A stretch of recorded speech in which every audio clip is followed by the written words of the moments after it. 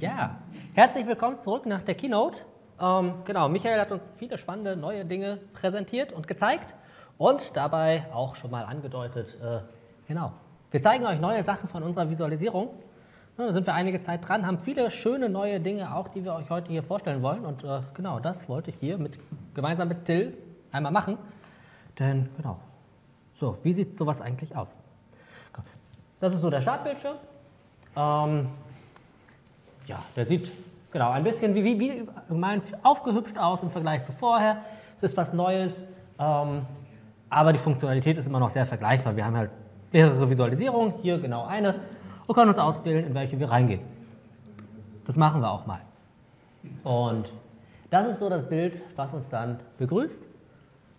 Ähnlich wie auch die alte Visualisierung das gemacht hat, ist es auch hier. Das heißt, ihr richtet euch entsprechend euer System ein, ihr lernt die Geräte an, ihr verteilt das im Objektbaum, wie es für euch jetzt geschickt ist und dann öffnet ihr die Visualisierung das erste Mal und das ist dann sowas, was euch begrüßt. Und das heißt, das hier ist das, was komplett automatisch generiert ist. Das macht die Visualisierung alles für euch. Da haben wir bisher überhaupt nicht weiter Hand angelegt. Was sehen wir hier? Wir sehen so einzelne Karten, die interessante Inhalte haben. Die ersten beiden hier mit der Außenbeleuchtung und den Jalousien sind Karten, das sind Instanzen im Objektbaum, die entsprechend von der Visualisierung als Lampe oder Jalousie erkannt wurden auf Basis der Variablen, die darunter liegen und werden entsprechend in so einer kombinierten Darstellung angezeigt. Ja, die Tür hat entsprechend so ein Assoziationsprofil, die kann auf- oder zugehen.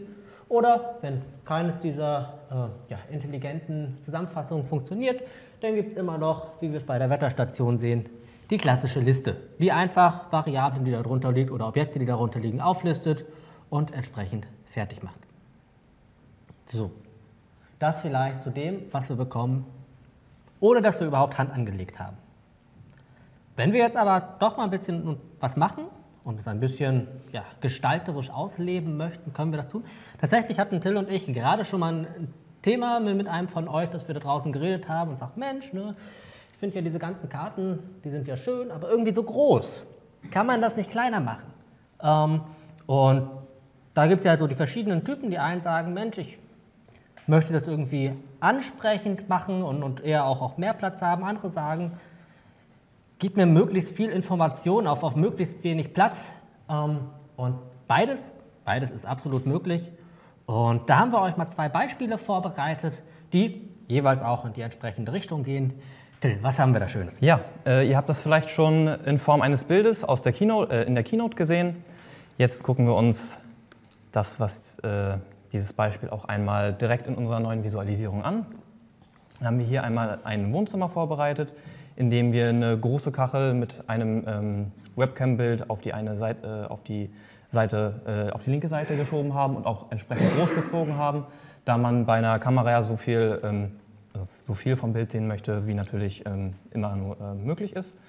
Und jetzt haben wir hier natürlich auch die Karten nicht nur immer größer gezogen, sondern hier jetzt bei dem Fernsehen, bei der Stereoanlage zum Beispiel, haben wir die auch mal ein bisschen kleiner gemacht, da die hier in dem Beispiel jetzt zum Beispiel nur mit einem Zwischenstecker angebunden sind. Das heißt, wir können sie einfach nur an- und ausmachen.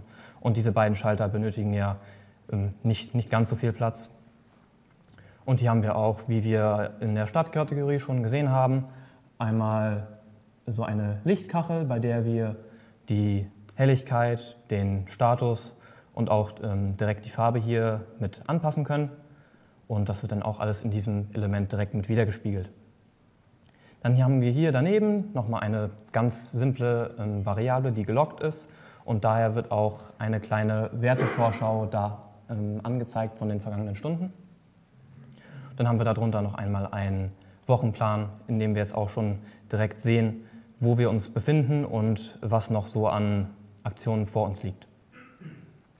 Das wäre jetzt das erste Beispiel, bei dem wir so ein bisschen drauf geguckt haben, wie man gewisse Kacheln ein bisschen größer macht, um sie auch besser verwenden zu können oder auch einfach optisch für uns ansprechend platzieren kann.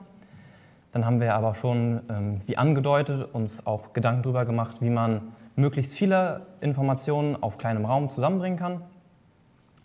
Da haben wir natürlich auch eine Kategorie vorbereitet. Da sehen wir auf der linken Seite die schon eher bekannte Listenansicht von mehreren Variablen.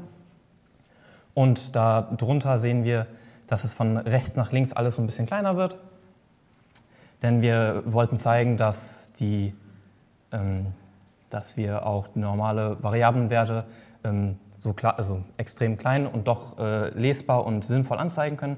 Das heißt, auch ganz unten links in der Ecke zum Beispiel können wir wunderbar erkennen, dass es sich um den CEDA2 handelt, der gerade einen Verbrauch von 13 Wattstunden anzeigt. Und sogar da sehen wir den Verbrauch der letzten 5 Stunden auf dieser kleinen Fläche. Das Ganze ist jetzt natürlich durch die Größe von dem Laptop etwas beschränkt. Wenn man da seinen etwas größeren Desktop-PC hat, mit einem größeren Monitor, kann man natürlich definitiv noch mehr Informationsdichte bringen. Oder auch zum Beispiel das Ganze auf dem Tablet noch mal ein bisschen anpassen. Jetzt sehen wir aber hier nochmal diese kleine rote Kachel. Diese gerade anzeigt, dass es in irgendeiner Form einen Alarm gibt. Das ist dadurch verwirklicht, dass diese Variable ein assoziatives Profil hat, das auch eine Farbe hinterlegt hat. Das heißt, wenn da irgendein Alarm gerade ausgelöst wird, dann sehen wir das auch auf einer extrem kleinen Fläche. Das heißt, wir könnten auch 20, 30 von diesen Variablen in einer Kategorie anzeigen und da trotzdem den Überblick behalten, wenn es bei der einen oder anderen zu einem Alarm kommt. Und auch wenn diese Kachel klein ist, können wir da natürlich wie alle unsere Kacheln maximieren und dann da jetzt auch sehen, was da vielleicht im Argen ist. Und hier ist es der Wasserzähler, der vielleicht mal genauer unter die Lupe genommen werden sollte. Ja, dann haben wir auch noch das Diagramm, das wir ja auch ein bisschen größer gezogen haben, da das ja in noch kleiner vielleicht nicht ganz so viele Informationen für uns bereithält. Und da erzählt Nils euch einmal noch mal ein bisschen zu. Ja, das Diagramm so als solches ist, genau, wenn ihr die alte Visualisierung kennt, werdet ihr da viele bekannte Freunde wiederfinden. Ihr habt die Graphen da drin, ihr habt die Achsen da drin, ihr habt Bedienelemente mit drin, dass ihr weiterschalten könnt. Ihr könnt euch entsprechend eure Zeitspanne auswählen, die ihr dann entsprechend darstellen wollt. Ihr könnt hier die einzelnen Variablen an- und abwählen. Da erzähle ich euch, glaube ich, nichts Neues. Wir haben dem Ganzen natürlich so ein bisschen einen neuen, moderneren Look verpasst. Funktional, von dem, was man auf den ersten Blick sieht, aber sehr vergleichbar. Wir haben uns das aber trotzdem nicht nehmen lassen und haben nochmal überlegt, Mensch, was kann man da eventuell noch mehr reinbringen, was gibt es Spannendes, was euch nochmal bei der Verwendung der Graphen hilft. Und da möchte ich euch so 2 schöne Sachen vorstellen. Zum einen haben wir hier ja die Legende, die uns zeigt, welcher Graph ist hier jetzt was. Aber genau, das muss man ja nicht immer nur auf der Farbbasis machen. Um das Ganze ein bisschen zu beschleunigen, haben wir das mit eingebaut, dass ihr entsprechend mit so einem Hover-Effekt, also wenn ich dann Maus darüber gehe, der mir genau den Graphen, den ich jetzt gerade habe, hervorhebt und auch die verwendete Achse. Das heißt, ihr findet ganz schnell raus, welcher Graph hier ist jetzt die Temperatur, das ist der orangene da in der Mitte, und hätte man bei der Temperatur auch so drauf kommen können, aber das ist die Achse mit den Grad Celsius. Und so weiter und so fort. Luftfeuchtigkeit ist hier das Prozentuale, der Verbrauch ist entsprechend in Kilowattstunden, hebt es dann entsprechend immer hervor.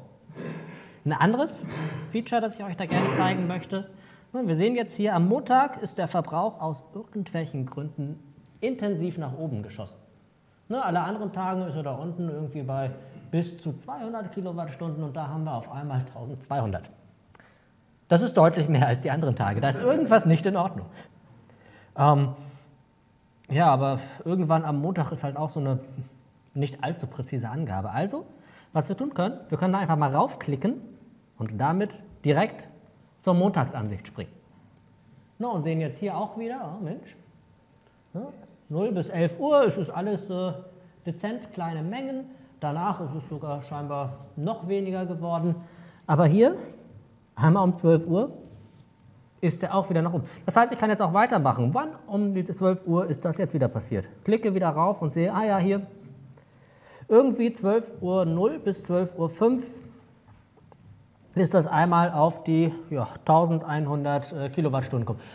Ich hoffe jetzt, es ist ein Zähler, der einfach nur kaputt ist und einen falschen Wert ausgegeben hat und nicht, dass tatsächlich irgendein Verbraucher da einmal so einen Tagesverbrauch durchgehauen hat. Aber hey, Wer weiß. Das würde ich jetzt entsprechend weiter gucken, aber ich habe ein sehr genaues Gefühl, wann das passiert ist und kann dem jetzt entsprechend nachgehen. Und dann kann ich entsprechend hier mit meinem Pfeil auch einfach wieder nach oben gehen und bin wieder zurück bei meiner Wochenansicht, wo ich vorher auch war.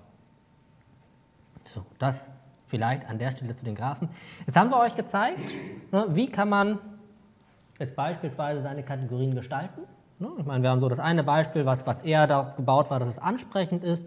Das andere sollte euch eher nochmal zeigen, wie kann ich halt viel Information auch gegebenenfalls komprimiert. Wir sehen da diese wunderbar winzig kleinen Zähler. Das heißt, das Limit an der Stelle ist mittlerweile mehr euer Auge und weniger die Visualisierung.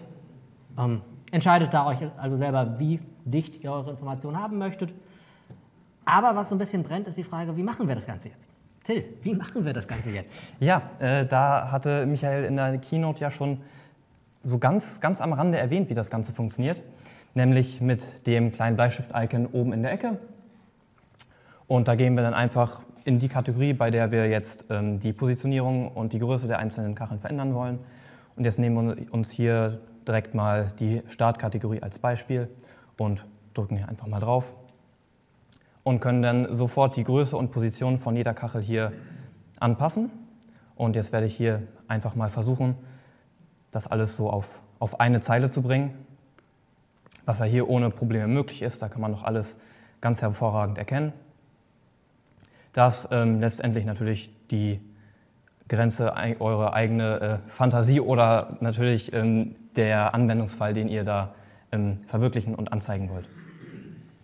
Wenn wir uns das Ganze jetzt hier zurechtgeschoben haben, wollen wir das jetzt natürlich speichern. Das können wir durch den Klick hier oben auf das File-Icon machen. Dann werden wir aber darauf hingewiesen, dass die automatische Sortierung, die wir ja haben, da die ganzen einzelnen Objekte ja aus dem Objektbaum kommen. Das heißt, im Objektbaum kann man mit der Positionsspalte die Position festlegen oder auch durch die alphabetische Sortierung ist ja auch eine gewisse Position vorgegeben. Und wenn wir jetzt unsere eigenen Positionen und Größen vorgeben, dann ignorieren wir die ursprünglich gegebenen. So dass, wenn wir jetzt hier in dieser Kategorie die Namen der einzelnen Instanzen oder Variablen ändern, das nicht alles hier wieder durcheinander bringen. Und wenn wir dann hier in die Kategorie zum Beispiel neue Elemente hinzufügen, werden die ganz einfach auch nach der alten Sortierung unten hier mit drangehängt. Ja. Dann haben wir uns jetzt angeguckt, wie man die Größe und Position von den einzelnen Kacheln so anpassen kann, wie man sie haben möchte. Jetzt werden wir uns den direkten Kachelinhalt ein bisschen widmen. Da haben wir hier ja schon diese Lichtkachel gesehen und auch diese Jalousien, bei denen wir hier die Position und auch die Rotation der einzelnen Lamellen anpassen können.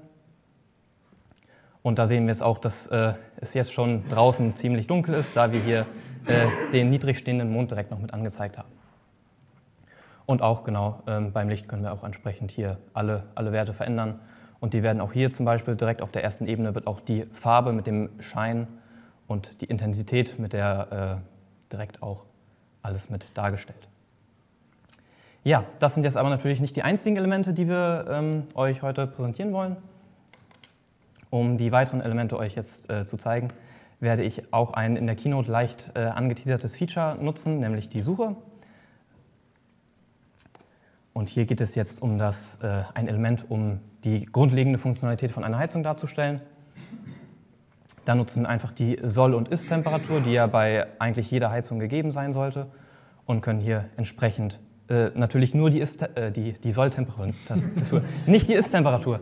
Die sollte sich entsprechend natürlich mit der Zeit dem anpassen, was wir da jetzt eingestellt haben. Ja, bleiben wir dann noch einmal kurz bei dem ganzen Thema Energie und Verbrauch jetzt mit der Heizung. Da wurde ja auch schon angekündigt, dass Energie im Allgemeinen ein sehr wichtiges Thema jetzt ist und auch immer mehr wird. Und da haben wir natürlich auch entsprechend eine Kachel für entwickelt, und zwar die Energieverteilung. Und hier sehen wir direkt alles, was in unserem Haushalt so Energie produziert oder auch verbraucht. Hier auf der linken Seite sehen wir unsere Photovoltaikanlagen und auch unsere kleine nette Windkraftanlage, die wir da jetzt auch mal hinzugefügt haben. Aber natürlich auch die einzelnen Verbraucher, wie jetzt in dem Fall die Wärmepumpe und der ganze zusammengefasste Haushalt.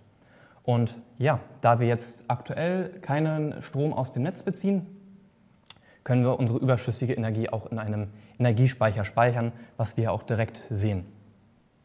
Diese Ansicht bietet also einen wunderschönen Überblick über den aktuellen Status der Energieverteilung im Haushalt. Wir sehen ungefähr, wie viel Strom produziert wird und wo der denn am Ende auch hinfließt. Um das Ganze ein bisschen besser noch zu sehen, können wir auch einfach mal das Elektroauto, was wir hier unten in der rechten Ecke noch sehen, direkt mal laden. Wobei wir dann sehen, dass natürlich dass wir jetzt hier aus der Batterie auch entsprechend Energie ziehen, aber jetzt auch ein bisschen noch aus dem Netz dazu nehmen müssen, was natürlich sich noch erhöhen wird, wenn wir auch hier auf die Windenergie in dem Fall jetzt verzichten. Genau, aber jegliche Änderung kann man daher direkt auf einen Blick sehen und dann vielleicht auch extreme Energieverbräuche direkt lokalisieren oder auch gucken, ob die Stromerzeugung es vielleicht zulässt, mal das Auto zu laden oder noch andere Geräte zusätzlich anzuschalten. Ja, nach diesem etwas ernsteren Thema der Energieverteilung und des Energieverbrauchs wollen wir uns einmal der Unterhaltung, würde ich sagen, widmen. Und da hat Nils euch ein wunderbares Element mitgebracht. Genau. Kai, du hast letztens im Discord mit Till geredet und hast ihn gefragt, Mensch, wie ist es mit diesen Mediengeräten? Da baut ja momentan irgendwie jeder so sein eigenes Süppchen und vielleicht sollte man das doch mal zusammenfassen und vereinheitlichen, damit halt irgendwie alle ein gleiches Framework hat, was dann vielleicht ja auch durch irgendwelche Dinge genutzt werden könnte. Ja, was soll ich sagen? Das haben wir getan. Ja, genau, am Beispiel mal an Spotify implementiert, wie sowas aussehen kann. Genau, wir haben einen wunderbaren Medienabspieler, der sehr erinnert an das, was ihr sonst die spezialisierten Apps öffnet, auch eigentlich alles anbietet. Ne, genau, wir sehen entsprechend das Cover, wir sehen, von wem kommt das Lied, wie heißt das Lied. Ich kann abspielen, weiterschalten, Lautstärke einstellen, Wiederholung. Habe unten hier so einen Balken, der dann entsprechend voranschreitet, wenn das Lied spielt. Alles, was dazugehört. Aber eine weitere schöne Sache möchte ich hier auch noch mit dem Medienabspieler zeigen. Und zwar haben so manche dieser Karten, die wir haben, bieten noch mehr, wenn man sie größer macht. Ne? Und so auch dieses Beispiel. Wenn ich also hier eine Kachel einfach mal groß mache, sehe ich zum einen natürlich das Cover noch mal viel besser und kann das genießen. Zum anderen bekomme ich allerdings hier an der Seite noch mal die Informationen der aktuellen Playlist. Was wurde abgespielt, was kommt als nächstes und natürlich auch die Möglichkeit, dass ich alles anklicken kann und damit gezielt wieder abspielen kann. Ne? Zack, einmal rüber, wieder zurück. Das funktioniert alles wunderbar. Hier beim Fortschritt kann ich sagen, ach Mensch, ich spule mal ein bisschen zurück, die Lautstärke, bitte einmal aufdrehen. Ja, all das in dieser wunderbaren Medienkarte. Ich hoffe, das ist ein Spielzeug für dich und vielleicht auch, das freut mich. Ja, also, prinzipiell, wir haben es schon gebaut für Spotify. Wir haben mit Kugelberg ein bisschen geschaut, dass wir auch Sonos schon dafür vorbereitet haben. Ja, Sonos kann das auch. Und natürlich, jeder, der als Entwickler dabei ist, ihr müsst im Endeffekt einfach nur die dafür vorgesehenen Profile verwenden und dann wird das entsprechend wunderbar als Medienabspieler dargestellt. Nicht einschüchtern lassen von all diesen vielen Funktionen, denn wie so viele auch unserer entsprechenden Darstellungen, die nutzt so viel sie bekommt. Im Endeffekt reicht es aus, um so ein Medienabspieler, dass ihr einfach ein Play-Pause habt. Das ist dann noch nicht allzu gefüllt, weil dann habt ihr Play und ihr habt Pause. Aber mit allem, was ihr dazu bietet, kommt halt mehr. Ne? Dann kommt das Cover dazu, dann kommt das weiter und zurück dazu, es kommt eine Lautstärke dazu, es kommt ein Fortschritt dazu, es kommt der Künstler dazu und so weiter und so fort. Das heißt, genau, geht daran. Ich bin gespannt, was ihr damit Schönes macht. Wir freuen uns auf jeden Fall sehr, dass wir das für Spotify haben. Nutzen wir fleißig im Büro. Ja, sind auch gespannt, was ihr dann Schönes daraus macht. Genau. Einen haben wir aber noch, den wir euch gerne zeigen wollten. Das ist so ein ja, ich würde sagen, ein Klassiker, den ihr auch aus der alten Visualisierung kennt und der auch so ein bisschen nochmal aufgehübscht und ein paar nette Sachen erweitert wurde. Wovon rede ich? Ja, es geht hier um die Mail-Instanz, die wir ja auch schon, wie erwähnt, aus der alten Visualisierung kennen. Die kommt dem einen oder anderen natürlich auch schon bekannt vor, da wir die Mails hier einzeln in einer simplen Listenansicht mit anzeigen. Aber wir haben natürlich auch ein paar neue Features hinzugefügt, so wie zum Beispiel die Anzahl der ungelesenen Nachrichten, die jetzt hier in unserem Beispiel oben links angezeigt wird und auch sehr überschaubar ist. Und den einzelnen gelesenen Status der verschiedenen E-Mails zeigen wir hier auch direkt mit diesem kleinen Punkt an der Seite an. Und wie wir es kennen, können wir auch hier einfach die Mail öffnen, wieder schließen und wie Nils auch schon gesagt hat, haben so einige Kacheln auch die Funktion, noch mehr anzuzeigen, wenn man sie maximiert. Und in dem Fall haben wir hier dann eine voll funktionsfähige Tabelle, bei der man auch nach den einzelnen Spalten, die man hier hat, wunderbar sortieren kann, wenn man nach irgendeiner Mail, in dem Fall jetzt hier sucht, vielleicht nach einer noch ungelesenen, nach einer gelesenen oder vielleicht auch nach einer älteren. Das Ganze sieht natürlich dann noch deutlich spannender aus, wenn man hier noch ein paar mehr Mails hat, als die wir hier für ein Beispiel vorbereitet haben. Ja, jetzt haben wir uns ja so ein bisschen die verschiedenen schönen Kacheln gezeigt, die wir so vorbereitet haben und auch schon so zwischendurch ein bisschen drauf geguckt, wie die im Hintergrund so funktionieren, wie die zusammengesetzt sind, was man so für Voraussetzungen erfüllt haben muss. Und das Ganze werden wir uns jetzt nochmal ein bisschen genauer angucken an einem Beispiel, das euch Nils näher erläutert. Genau. Michael hat es auch in der Keynote kurz gezeigt. Also ihr könnt im Endeffekt rangehen und die Darstellung dieser Karten, die jetzt initial von der Visualisierung bestimmt würde, könnt ihr anpassen an eure Vorlieben, eure Wünsche und entsprechend konfigurieren. Und das wollen wir uns mal anschauen als Beispiel dieser Lampe. Die hat jetzt tatsächlich keine spezialisierte Darstellung, wenn man sie maximiert. Das heißt, wenn wir sie maximieren, sehen wir einfach alle Objekte, die da drunter liegen. Das ist natürlich die Farbvariable, die Helligkeit, der Status, die Farbtemperatur, wenig überraschend. Oh, und den haben wir ja vorher gar nicht gesehen, den Verbrauch. Und der ist halt zugunsten der entsprechenden kombinierten Darstellung weggefallen, damit wir halt diese schöne kombinierte Kachel da haben. Und genau, ist aber da. Und wenn ich jetzt zum Beispiel rangehe und sage, der ist mir aber eigentlich ziemlich wichtig, dieser Verbrauch, und den möchte ich gerne sehen, und nicht immer nur, wenn ich da auf Maximieren klicke, dann kann ich das entsprechend diese Darstellung anpassen. Das kann ich auch wieder über so einen schönen Stift hier machen und habe dann auch das Bild haben wir gesehen in der Keynote. Und das ist so in zwei Bereiche aufgeteilt. Oben sehen wir so die prinzipiellen Darstellungen, die möglich sind. Typischerweise werdet ihr bei euren Instanzen da 2 bis 3 zur Auswahl haben. Und das wird immer sein, so, das erste ist die Darstellung, die so eine intelligente Zusammenfassung der Variablen bietet, in diesem Fall also so die Lampendarstellung. Der zweite ist dann immer die Liste, also das geht immer, ich kann Kinder einfach auflisten und da dann halt beliebig viele von. Und die dritte ist so die Einzeldarstellung. Wenn ich sage, mir ist wirklich eines dieser Kinder besonders wichtig, dann wird in dieser Instanz halt genauso dargestellt wie das entsprechende Kind. In diesem Beispiel in der Vorauswahl jetzt die Farbvariable, aber ich kann auch jedes andere Objekt, das da drunter liegt, nehmen und sagen, alles andere ist mir gar nicht so wichtig. Ich möchte mich auf diesen einen Wert fokussieren, auf diese eine Einstellung. Das ist das, was an dieser Stelle nun mal wichtig ist. Das haben wir übrigens genutzt, als wir diese Alarmdarstellung hatten. Da haben wir gesagt, Mensch, die Alarmvariable, die hier ist, die ist wichtig, damit halt in dieser großen Ansicht diese roten Felder auftauchen und ich dann draufklicken kann, das maximieren kann und dann wieder alle Kinder sehen kann und damit alle Informationen habe.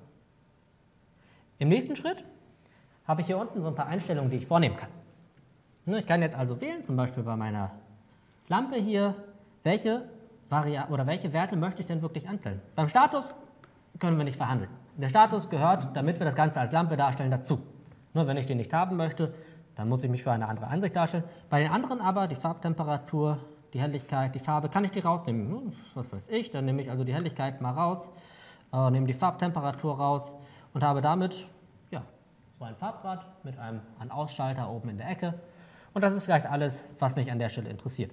Den Verbrauch, auch der ist in dieser Darstellung nicht mit unterbringbar, weil es geht nun mal um Lampe und Lampeneinstellungen, da passt der nicht rein. Volle Freiheit habe ich natürlich im Gegenzug in der Liste. Hier kann ich für jede Variable entscheiden, welche möchte ich und welche möchte ich nicht. Vielleicht interessiert mich hier, ja, wir hatten ja schon das Thema, der Verbrauch ist mir wichtig und vielleicht der Status. Und damit habe ich mir meine Liste so zusammengestellt, wie ich sie hier gerne sehen möchte. Letzte Möglichkeit, genau. Hier wählen wir nicht aus der Menge aus, welche Ja, welche Nein. Ich kann mich im Endeffekt für einen entscheiden. Ich kann die Farbe nehmen, ich kann die Helligkeit nehmen, den Status als großen Button, den ich dann entsprechend klicke, um das Licht an- oder auszumachen. Oder auch, wenn ich das möchte, gerne den Verbrauch. Denn das ist das, was mich von dieser Lampe interessiert. Anschalten, ausschalten, Farbe braucht keiner. Verbrauch. Ja, und dann kann ich das Ganze übernehmen und sehe jetzt hier, meine Karte sieht jetzt anders aus. Das sind nicht mehr diese ganzen Räder. Da wird der Verbrauch dargestellt, den mir diese Lampe entsprechend mitteilt. Und so könnt ihr natürlich bei jeder Karte rangehen und euch auswählen, wie möchte ich die darstellen, was möchte ich da zeigen. So. Genau, und da jetzt hier in dem Fall die Kachel vielleicht jetzt nicht mehr ganz so riesig sein muss. Mach sie größer. Wenn wir hier jetzt zum Beispiel noch eine Wertevorschau hätten, wenn die Variable jetzt gelockt werden, würde es natürlich auch darunter mit angezeigt werden. Aber wir können die jetzt hier natürlich auch ein bisschen zusammenstauchen, wenn wir das wollen, und dann vielleicht hier wieder ein bisschen nachziehen. Da kann man sich natürlich bestimmt noch viel mehr Mühe geben. Das werdet ihr bestimmt auch bei euren Visualisierungen machen. Hier geht es aber darum, einmal die grundlegenden Funktionalitäten vorzustellen. Genau. Ja, ein letztes Feature haben wir noch von der Visualisierung, das wir euch gerne zeigen wollen heute. Und auch das hat Michael schon angekündigt in der Keynote. Es geht um den Kalender. Wir haben jetzt ja die Möglichkeit, genau dieses Kalender-Control, das es in IPSymcon gibt. Das haben wir aufgebaut. Und zum einen werdet ihr halt mit neuen Modulen wie der iCal-Anbindung die Möglichkeit haben, da entsprechend euren Google-Kalender oder was ihr so nutzt, mit einzubinden. Und entsprechend auch signalisieren, Mensch, das ist übrigens ein Urlaub, das ist übrigens, da bin ich lange auf der Arbeit und was weiß ich, hier wollen wir eine Gartenfeier machen, damit dann IPSymcon das weiß und daraufhin entsprechend eine Anwesenheitssimulation im Urlaub anschaltet, wenn ihr lange weg seid, die Heizung nicht entsprechend durchhalten muss oder wenn ihr eine Feier macht, dann, was weiß ich, den Kühlschrank schon mal auf extra kalt stellt. Tobt euch aus, da sind eurer Fantasie keine Grenzen gesetzt. Aber auch hier auf Seiten der Visualisierung haben wir den eingebunden. Und das erste Feature habe ich aber direkt übergangen, denn wir haben oben in der Ecke gesehen, so ein Kringel, dass wir heute Termine haben. Da stand im Kringel so eine kleine 2 und das heißt, wir haben am heutigen Tag 2 Termine gehabt. Oder haben sie noch. Das eine davon läuft noch. Die Eventvorbereitung ist hoffentlich abgeschlossen. Das Event selber ist noch am Laufen. Das ist schön, denn ihr seid alle hier, wir sind hier. Ich finde es gut. Genau. So. Das heißt, wir haben hier auf der einen Seite so einen relativ klassischen Kalender, den kennt ihr wahrscheinlich vergleichbar, wenn ihr mal euer Handy aufgemacht habt. Und auch da entsprechend via Kringel markiert, was es da an Terminen gibt. Die verschiedenen Farben symbolisieren übrigens verschiedene Kalender. Das heißt, wenn ihr jetzt verschiedene, ihr habt euren Google-Kalender, ihr habt den Symcon-eigenen Kalender sozusagen, der ja auch, da könnt ihr ja auch entsprechend eigene Termine eintragen. Vielleicht nutzt ihr mehrere Google-Kalender, vielleicht habt ihr ein eigenes Kalendermodul, was total verrückte Dinge macht. All das ist möglich. Und genau, jedes dieser Kalenderquellen wird halt farblich anders dargestellt. Genau, und wir sehen hier also, das Symcon-Event ist heute um 15 Uhr losgegangen. Ab dem 23. waren wir schon dabei mit der Eventvorbereitung, das ist also hier an den Tagen das. Und hier waren wir irgendwie noch bis zum 12. im Urlaub. Das ist doch schön, Winterurlaub. Genau. Und wir sehen, vielleicht ist es dem einen oder anderen aufgefallen, dahinter haben wir immer so einen Typ, ein Ereignis. Das heißt, der Urlaub hier im Winter ist Urlaub. Bei der Eventvorbereitung war ich abwesend, weil ich hier war und schuften musste. Beim Symcon-Event genieße ich es einfach, hier mit euch zu sein. Und mein IPSymcon weiß das über diese Variablen, die dann im Kalender-Control sind und kann darauf reagieren. So, wenn ich jetzt dabei bin, kann ich diese Termine natürlich auch nochmal bearbeiten. Ich kann draufklicken und vielleicht habe ich vergessen, das richtige Buzzword zu setzen, das beim iCal-Import, der direkt auf das Ereignis Urlaub gesetzt wurde. Das kann ich hier dann entsprechend nachholen und man sagt, mein Urlaub ist vielleicht doch eher abwesend als Urlaub. Ne, kann den Namen anpassen, kann die Termine anpassen. Das ist alles gar kein Problem. Ne? Aktualisiert sich hier auch direkt. Genau. Über das Plus kann ich dann entsprechend auch neue Termine hinzufügen. Ja, und das alles findet ihr im Kalender. Und weil wir noch mehr haben, könnt ihr das Ganze auch anders darstellen. Das ist so die klassische Kalenderansicht, die sich eher darauf fokussiert, insbesondere wenn ihr mehr Termine habt, ne, das Ganze in so einem Kalender darzustellen. Ihr klickt rum und guckt, was ist an diesem Tag. Falls ihr vielleicht jetzt das Ganze nur nutzt, um euren Jahresurlaub einzutragen. Ne, dann sind da so im Jahr, je nachdem wie häufig ihr unterwegs seid, aber selten mehr als 10 Termine. Dann ist doch vielleicht die Listenansicht das Richtige für euch. Hier sehen wir entsprechend aufgelistet nach den Kalendern alle Termine, die da drin sind, was für ein Typ das ist, von wann bis wann der läuft. Damit dann entsprechend euer IPSimCon darauf reagieren kann. Da müsst ihr natürlich für euch entscheiden, welche dieser beiden Darstellungen jetzt für euch richtig ist. Das kommt halt ganz auf die Verwendung an. Genau. Ja. Ich glaube aber, das war soweit alles zum Kalender. Und somit auch alles, was wir euch im Rahmen dieser Vorstellung zeigen wollten. Trotzdem würde ich gerne nochmal so ein paar Zahlen und Fakten aufgreifen. Ich weiß, Michael hat es schon in der Keynote erzählt, trotzdem würde ich es ja auch gerne nochmal wiederholen. Zum einen, Mensch, wir sind jetzt so begeistert und wir können gar nicht genug davon kriegen. Zweierlei Hinweise. Zum einen, wir haben das ja schon letztes Jahr auf dem Event vorgestellt, das heißt, da werden auch noch so ein paar Punkte beleuchtet, die wir heute jetzt gar nicht weiter vertieft haben. Wie sieht das zum Beispiel mit Apps aus? Was machen diese Symbole da die irgendwie gar nicht angeklickt haben? Da ist ja auch noch das eine oder andere.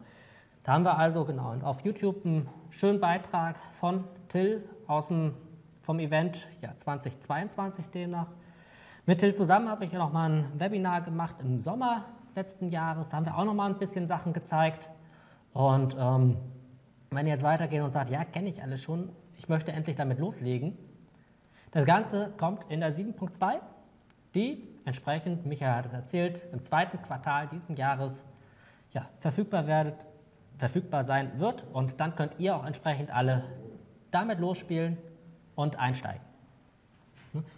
Und keine Sorge, dass jetzt das Ganze heißt, Mensch, ihr werdet jetzt gezwungen, auf dann zu wechseln und ihr habt euch doch eigentlich so gut an die alte gewöhnt und möchtet die doch eigentlich viel lieber weiter nutzen, weil das hier ist ja noch unausgegoren und gar nicht fertig und mein Lieblingsfeature fehlt noch. Keine Sorge, das Ganze läuft als Zusatzinstanz, die ihr nutzen könnt. Das heißt, ihr könnt wunderbar zweigleisig fahren und wir werden das gute alte Webfront, irgendwann soll es raus und durch unsere neue Visualisierung ersetzen wird. Allerdings erst dann, wenn wir alle soweit sind. Und wir alle bedeutet nicht uns Entwickler hier auf dieser Seite des Schirms, das beinhaltet euch alle. Das heißt, wenn wir aus der Community hören, wir brauchen das eigentlich gar nicht mehr. Ich meine, gibt es wirklich noch einen Grund, dieses alte Ding zu nutzen? Nein, wir wollen nur die neue. Dann werden wir es abkündigen, dann wird es entsprechend wegfallen, aber nicht vorher. Also keine Sorge, wir nehmen euch nicht wohlgeliebte Spielzeuge weg. Erst dann, wenn wir alle dazu bereit sind. Gut. Ja. Ansonsten soweit von unserer Seite. Wir haben noch Zeit für ein paar Fragen. Hat jemand vielleicht Fragen dazu? Ach, da geht es direkt los. Wie sieht es aus mit Schriftarten anpassen oder Hintergrund von so einer Kachel? Also, was wir aktuell haben, ist, dass wir die verschiedenen Skins haben. Ich kann ja auch einfach mal zeigen. Ich meine, es ist ja nicht so, dass diese Buttons da oben nicht funktionieren. Ich kann also vorläufige Gestaltung des Menüs, kommt wahrscheinlich normal. Ich kann zum Beispiel so einen Dark Mode aktivieren. Dann sieht das so. Wir haben bisher noch nicht direkt ein Konzept, das ihr eigene Skins implementiert, aber das wäre dann natürlich der Schritt in die Richtung. Dann könnt ihr eigene Hintergründe, eigene Farben und eigene Vorgaben machen, damit dann auch entsprechend die Kontrolle. Ich sehe, dass das irgendwann kommen wird, aber das ist jetzt nichts, was nichts, wo ihr jetzt Q2 7.0 direkt mit loslegen könnt. Aber keine Sorge, genau, wir wissen, das ist ein Punkt der Individualisierung, der relevant ist. Ich denke, das wird auch kommen. Wann? Keine Ahnung. Oh, jetzt hat einer angefangen. Wir machen von links nach rechts. Kann man den Media Player oder auch den Kalender in die View mit einbinden, so wie die Karten? Das ist eine sehr gute Frage. Genau. Aktueller Stand, also zum einen wäre das hier natürlich seitens Andreas. Ich kann mir vorstellen, dass wir da was machen. Aktuell ist da keine Schnittstelle für da. Aber, was du natürlich tun kannst oder tun können wirst, ist eine View hier einbinden. Das heißt, du kannst natürlich eine IPS-View machen und einen Media Player haben. Ganz ohne Aufwand. So, du warst, glaube ich, als nächster dran. Oh, wow, wow, wow, wow. Das bekommen wir hin. Ja. Oh, von hinten kommt gerade. Fragen kurz wiederholen. Ah, ja, das habe ich vergessen. Ja, danke. Genau. Also die erste Frage war, und das ist immer gut, erst die Antwort und dann die Frage zu hören, ob man denn Elemente wie den Media Player auch in IPS View entsprechend einbinden kann. Genau, wenn ihr hier wart, habt ihr die Frage gehört. Wenn nicht, könnt ihr bei YouTube jetzt zurückspulen und euch die Antwort nochmal anhören. So, jetzt eine zweite Frage. Also meine Frage ist, das neue Webfront soll doch auch die App auf dem Handy ablösen. Das ist korrekt. Genau. Und muss ich dann ein zweites Webfront dafür designen oder passt sich das automatisch an? So. Also, genau. Aktuell. Die Frage sonst noch einmal. Genau, ganz ich kurz. wiederhole die Frage noch einmal. Danke. Genau, ob jetzt mit der neuen Visualisierung, ne, die soll ja auch aufs Handy kommen, falls ihr vielleicht die alten Beiträge gesehen habt, habt ihr das auch schon gesehen. Genau, wie das jetzt mit der Gestaltung ist, ob sich das denn nicht da entsprechend ob man das Ganze zweimal machen muss, wie das läuft. Genau. Also, aktuelle Idee ist, dass im Endeffekt die Breite ist ja im Endeffekt das, was signifikant anders ist beim Mobiltelefon oder bei der App. Das heißt, das Ganze richtet sich danach und da wollen wir auch entsprechend, also nicht nur für Handy und Desktop differenzieren, sondern wirklich sagen, Mensch, je nach Breite, ne, das ist ja vielleicht was ganz anderes, ob ich jetzt ein Tablet habe, ein Telefon habe, ob ich dieses Telefon gerade hochkant oder entsprechend breit halte. Da würde es entsprechend Möglichkeiten geben, dass sich das danach richtet und genau, dann wirst du genau, die Möglichkeit haben, dafür entsprechend, ne, je nach Format, genau, die Position entsprechend vorzugeben und zu gestalten. Und wir werden sicherlich auch irgendwas machen, dass das auf Basis der anderen wir dir etwas in der Richtung präsentieren. Ja, du wirst aber auf jeden Fall auch Möglichkeit haben, diese automatische Generierung dann nochmal zu verfeinern und individuell auf die Breite hin anzupassen. Genau. Ich glaube, du warst noch zuerst. Und meine Frage geht eigentlich in genau gleiche Richtung. Gibt es eine dynamische Skalierung aller Elemente letztendlich? Es gibt ja nicht nur das Handy und den Desktop, sondern es gibt auch einen etwas breiteren Desktop, da habe ich vielleicht einen etwas breiteren Bildschirm, der nächste ist ein bisschen schmaler, ein bisschen flacher. Dann möchte ich eigentlich jedes Mal das komplett anpassen, sondern dann wäre es schön, wenn es sich komplett dynamisch skaliert und sich dann entsprechend auch die Schriftgrößen, die Symbolgrößen und so weiter gleich anpasst. genau. Frage war, wie das aussieht mit der dynamischen Größe. Also wenn ich jetzt das Ganze vergrößere, verkleinere, genau, hatten wir ja gerade eben schon, im Endeffekt gibt es da ja Größen von bis. Genau, und ja, wie gesagt, das wird entsprechend möglich. In der aktuellen Version, und das ist möglicherweise dann auch die Version, die ihr zur 7.2.0 bekommt, ist die Breite als Einstellung fest vorgegeben, aber da wollen wir auf jeden Fall anbieten, dass das entsprechend passend zur Bildschirmgröße diese Breite ist. Genau, aktuell sind das ja so Kacheleinheiten. Ich glaube, wir haben jetzt hier 18 oder 20 in der Breite. Genau, und je nach Breite, die ihr jetzt zur Verfügung habt, soll sich das entsprechend anpassen und ihr dann natürlich auch die Möglichkeit haben, ja, die einzelne Positionierung für diese oder jene Breite entsprechend einzurichten. So, du bist gleich dran, Hatto, hier vorne war noch eine. Genau, ich habe eine Frage bezüglich, also für die Modulentwickler, können wir eigene Kacheln erstellen? Wird es eine API geben? Und vor allen Dingen gerade dessen, also eine Funktion, woraus wir den Kachelinhalt erstellen sozusagen.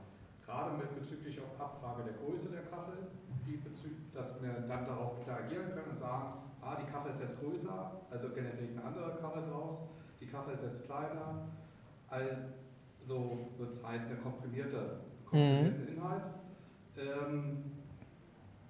Ja, das ist erstmal die Hauptfrage dazu. Ja, genau. Die Frage war, ich wiederhole sie nochmal, Ja, das hört man nicht, wenn man entsprechend online dabei ist. Deswegen. Genau, Frage war, wenn ich jetzt als Modulentwickler dabei bin und eigene Kacheln machen möchte, ne, und wie genau geht das und inwiefern kann ich darauf eingehen, auf die Größe der Kachel, dass ich entsprechend bei einer kleineren Kachel entsprechend das Ganze kompakter darstelle oder wenn ich mehr Platz habe, auch mehr Platz gebe. Kurze Antwort, ja.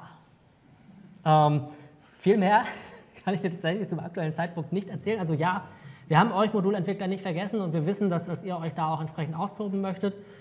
Wir haben euch natürlich schon einiges an Grundgerüsten vorgegeben und der Medienplayer kann von jedem Modulentwickler benutzen, die Lampendarstellung, die Jalousien und so weiter. Das passt nicht auf jedes Modul, aber wahrscheinlich trotzdem auf jeden. Und wir werden ja auch noch entsprechend mehrere Gerüste da anbieten. Trotzdem wird es nie alles abdecken und wir möchten euch da auch als Modulentwickler die Möglichkeit geben, eure eigene Kartendarstellung zu machen. Wie das Ganze implementationsmäßig aussieht, steht zu diesem Zeitpunkt noch nicht fest. So, jetzt bist du dran. Ich sehe da ja Wetterstation. Im alten Webfront gibt es ja auch eine Ansicht vom Deutschen Wetterdienst. Plant ihr irgendwie eine Kachel mit Wettervorhersage oder Grafiken vom Wetter? Die Frage war, genau, wir haben jetzt hier unsere Beispiel-Wetterstation, die einfach nur Werte anzeigt. Und in der alten Visualisierung gab es ja diese Karte mit einem DVD, wo man sich entsprechend die Wettervorhersagen holen kann. Wird es das vergleichbar in irgendeiner Weise auch hier geben? Auch das haben wir vor. Wir wollen das prinzipiell generischer gestalten. Der DVD, wie wir ihn in der alten Visualisierung war, ein sehr starres Konstrukt. Ich konnte also sagen, ich möchte DVD und ich sage es nach Bundesland oder Gesamtdeutschland. Da möchten wir flexibler werden, möchten aber sehr wohl eine entsprechende Kachel gestalten, die Wetter entsprechend darstellt und euch geeignet bereitstellt. Das soll kommen. So, Burkhard. Mit welchem Werkzeug entwickelt denn das Webfront? Bislang mache ich das ja mit dem Webfront Editor, wo ich meine Hinweise habe, Seitenteiler und Pipapo. Wird das so erhalten bleiben und mache ich das weiterhin damit oder setzt das hier anders auf? Also du hast hier oben auch den Griffel gezeigt. Genau, sieht ein bisschen anders aus. Der Griffel, Sie sagen jetzt nochmal wiederholen die Frage. Eigentlich mehr lokal machen, oder? Ja, also, Frage war, wie das mit der Konfigurierung der Visualisierung ist. Bei der alten Visualisierung gab es da so einen Edit-Modus, wo man dann entsprechend Seitenteiler und dergleichen einpflegen konnte. Wie sieht das jetzt hier bei der neuen aus? Also zum einen grundlegende Einstellung, genauso wie auch früher, kannst du in der Konsole machen. Ne? Wie soll der Graph initial dargestellt werden? Was ist die Startkategorie und dergleichen? Das funktioniert sehr vergleichbar. Ich habe ein paar andere Einstellungen und Optionen noch da drin, als ich sie jetzt da bei dem alten hatte, aber vom Konzept her vergleichbar. Was die Verteilung und Aufteilung angeht, die läuft im Endeffekt über diesen Stift. Ich meine, Seitenteiler brauchst du in dem Sinne ja gar nicht mehr. Ne, wir haben den Stift und wenn wir sagen, Mensch, die beiden sollen nach rechts, so, du bitte auch nach rechts, so, und ihr sollt nach links, habe ich Seitenteiler. Es gibt aber auch noch andere Sachen wie Inhaltswechsler und dergleichen. Die wollen wir prinzipiell eher noch im Objektbaum verankern. Das heißt, es wird Spezialinstanzen oder Spezialkategorien oder etwas dergleichen geben, die dann im Endeffekt sagen, hey, stell mich nicht wie eine normale Kategorie dar, sondern halt als Inhaltswechsler oder dergleichen. Das ist vorgesehen. Also die Änderung mache ich dann nicht lokal, sondern die mache ich in der Konsole. Also, ja. Für andere Webfronts. Genau. Das heißt, der Objektbaum wird noch viel direkter damit widerspiegeln, wie sieht es tatsächlich in der Visualisierung aus. Und ihr habt nicht zwei Baustellen. Und diese ganze Einstellung mit den Positionieren, das wird entsprechend auch, vielleicht auch das nochmal mehr, also aktuell in unserer frühen Beta oder Alpha, die wir hier gerade vorführen, wird die Positionierung nur lokal gespeichert. Das ist allerdings das ist der aktuelle Stand und nicht so soll es bleiben. Im Endeffekt werdet ihr also beides machen können, also sowohl, dass ihr sagt, Mensch, was weiß ich und meine Frau haben verschiedene Vorlieben, wie wir die ganzen Sachen verteilen, können wir und jeder macht seine eigene Positionierung für eine Kategorie fertig, aber auch ich was weiß ich, bin Integrator und ich bereite etwas für meinen Kunden vor, mache eine schöne Positionierung, speichere diese im System ab und wenn mein Kunde jetzt das erste Mal darauf geht, wird er halt genau diese von mir vorbereitete Positionierung bekommen, auch wenn er von einem ganz anderen System auskommt. Das wird beides gehen. So. Glaubt. So, wir haben ja auch noch... Du bist auch gleich nochmal dran. Aber genau, wir haben auch Leute, die im Stream zugucken. Ja. Und da wollen wir auch mal schauen, dass wir dich da auch ein paar Fragen beantworten. Es dauert nur einen kleinen Moment. Genau, das hatten wir, die eine Frage, die hier kommt, haben wir auch schon zum Teil beantwortet, nämlich wird es die Möglichkeit geben, einfach eine Startkategorie anzugeben und darunter wird alles gelistet, was in der Kategorie ist. Das hatten wir ja eben schon einmal leicht angedeutet, dass man in der Instanz, in der Visualisierungsinstanz neben anderen Einstellungen auch ganz einfach die Startkategorie mit angeben kann.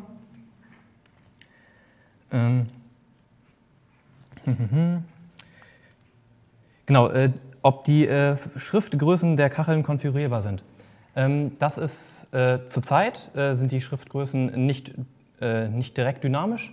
Nur ein kleines Beispiel ist hierfür, eine kleine Ausnahme ist zurzeit, dass der Titel hier, die Titelgröße sich anpasst, wenn die Kachel entsprechend kleiner wird. Geht natürlich hier bis ins Extreme, aber ja, ähnlich auch wie mit dem allgemeinen Verhalten bei verschiedenen Bildschirmgrößen werden wir auch wahrscheinlich da vielleicht einen Skalierungsfaktor für die Schriftgröße mitliefern.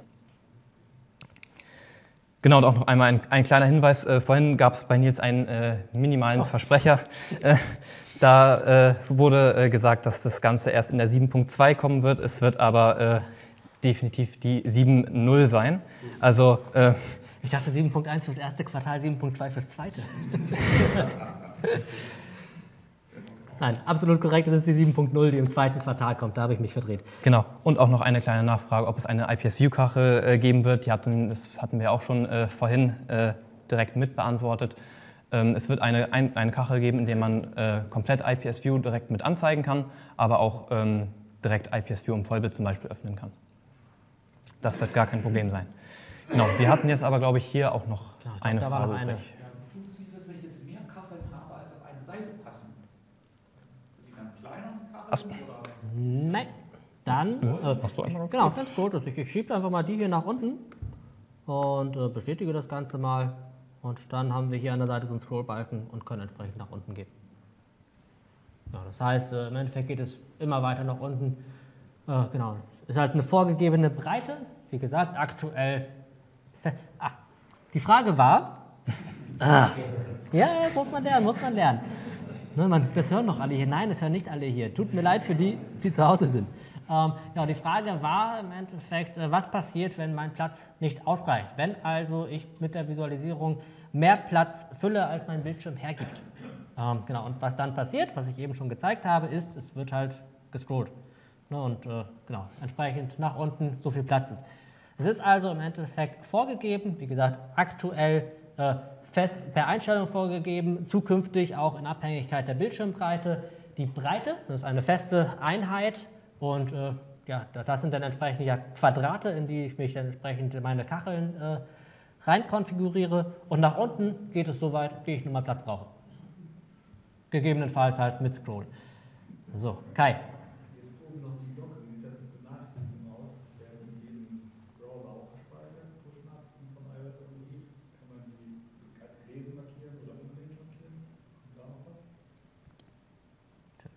Ja, also Benachrichtigung ist ein... Achso. Ja, genau. Dankeschön ans Publikum. Die Frage war, wie es mit den Push-Benachrichtigungen aussieht, ob das dann auch am Ende im Browser funktionieren wird und ob man da auch eine Funktionalität bekommt, um die zum Beispiel als gelesen oder ähnliches markieren zu können. Die Antwort ist ja. Zurzeit ist dieses Icon hier oben leider noch rein dekorativ. Aber es wird in Zukunft werden die Benachrichtigungen sowohl auf in den mobilen Apps als auch in der Browser-Variante in eine Benachrichtigungsart zusammengeführt. Bisher waren das ja Push-Benachrichtigungen und Textbenachrichtigungen, die einmal an die alte Visualisierung gingen und einmal an die Apps. Das Ganze wird jetzt hier in dem Fall direkt in eine Benachrichtigungsart zusammengefügt, die dann ja auch entsprechend als gelesen und nicht gelesen markiert werden kann, natürlich entsprechend nach Gerät. Genau. Ach so. Da haben wir noch mehr. Die LCN-User, die werden noch vielleicht einige, die Domain kennen und in der Domain war es möglich, einen Bildschirm vollzupacken mit vielen Elementen und wenn man die Handy aufgerufen hat, konnte man dann reinzoomen. Und auch hier ist es ja möglich, einen großen Bildschirm zu nehmen, mit einer großen Auflösung, viele Elemente aufzupacken. Wenn ich die nachher mit dem Handy aufrufe, ist es ja sicherlich nicht mehr lesbar. Wird es irgendeine Möglichkeit geben, in Zukunft dort aufzuzoomen, den Bildschirm? Also tatsächlich nichts, was wir aktuell vorgesehen haben. Ja, wir wiederholen die Frage. Oh Gott, irgendwann werde ich es lernen. Nächstes Jahr klappt es vielleicht besser. Also, die Frage war, ob man bei der Visualisierung auch die Möglichkeit hätte, wenn ich jetzt halt gerade im kleinen Bildschirmbereich bin, dass ich eine sozusagen über die Bildschirm hinausgehende Breite habe und dort dann entsprechend reinzoomen, so habe ich es zumindest verstanden, damit ich halt dann auch im Endeffekt meine große Übersicht mit den vielen kleinen Kacheln habe, die in einer Breite von 50 Elementen sind und dann sehe ich tatsächlich ja nur diese winzig kleinen roten Punkte, dass ich dann entsprechend gezielt dahin zoome. Haben wir aktuell nicht vorgesehen. Ich finde die Idee aber ganz gut. Von daher kann ich mir vorstellen, dass wir sowas in der Richtung machen.